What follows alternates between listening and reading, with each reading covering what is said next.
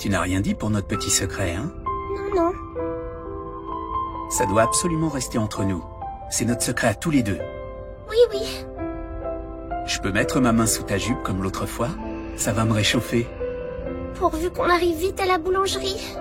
D'ailleurs, si tu es bien sage et que tu acceptes mes petites caresses, je t'achèterai des bonbons. Oh non, ça va recommencer.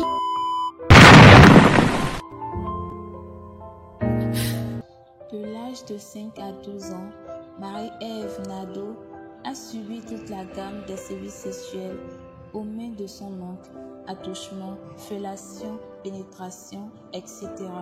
Lorsqu'elle a finalement échappé à l'emprise de son bourreau, à l'adolescence, elle a choisi de ranger ses souvenirs cauchemardesques dans un tiroir et de garder ce tiroir fermé à double tour.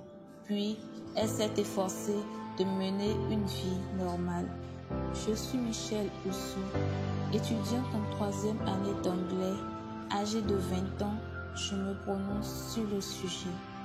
Il est très rare, selon moi, de voir une victime se remettre si facilement d'une agression sexuelle. Vous ne le croyez peut-être pas, mais ce phénomène est un réel mal qui sévit et qui détruit la vie de nombreuses jeunes filles. Dans l'intervalle d'1 an au Bénin, il a été déclaré environ une centaine de cas de viol dans les localités de Weto, Abobo, Zivier, Tovike, Djadjo, Topan, même à Cotonou, pour n'en citer que cela. Le plus grave est que parmi ces cas, le plus courant est basé sur des fillettes de moins de 5 ans. La plupart ont perdu la vie suite à une grave hémorragie découlant des perforations de leur sexe et de leurs intestins. Les survivantes, elles, vivront définitivement avec ces séquelles et sont désormais exposées à de nombreux risques, entre autres les infections sexuellement transmissibles et les maladies sexuellement transmissibles. Nous pouvons également citer les grossesses précoces, la déscolarisation, etc.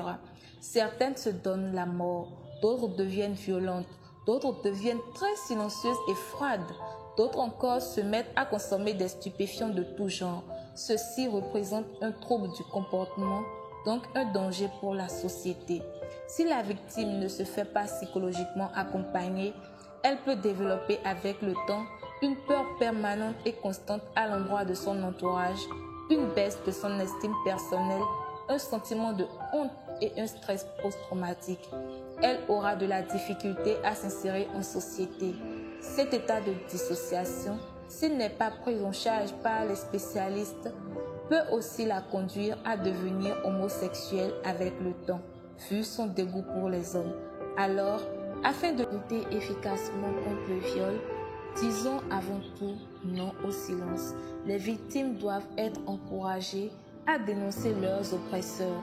Pour y arriver, il faudra les écouter attentivement, éviter de se moquer d'elles, établir, pratiquer et maintenir une politique de tolérance zéro à l'égard du harcèlement et des violences sexuelles, éviter que les blâmes retombent sur les victimes, organiser des talk show girls afin de nous exprimer sur les racines de ce mal, redéfinir la masculinité afin de porter un regard critique sur comment elle est incarnée dans notre société, parler du viol et de ses conséquences à notre entourage immédiat, soutenir les filles et les différentes organisations qui relaient leur voix et qui luttent également pour l'acceptation de toute identité de genre et de sexualité à travers des dons de toute nature, mettre en place un système de témoignage en anonymat ainsi qu'un numéro vert pour les cas d'urgence. Et pour finir, éduquer les prochaines générations sur le mal et ses conséquences. Cependant, l'organisation qui m'a permis de participer à ce challenge dispose elle aussi d'un plein potentiel qui pourrait réduire considérablement ce déni et même l'éliminer. Car Demoiselle est une plateforme internationale qui vise à créer une génération de femmes actrices de changement par la formation, l'information et l'éducation. En conclusion, l'élimination de la violence à l'égard des filles est essentielle pour l'atteinte de l'égalité des sexes, l'autonomisation des femmes et les objectifs de développement durable.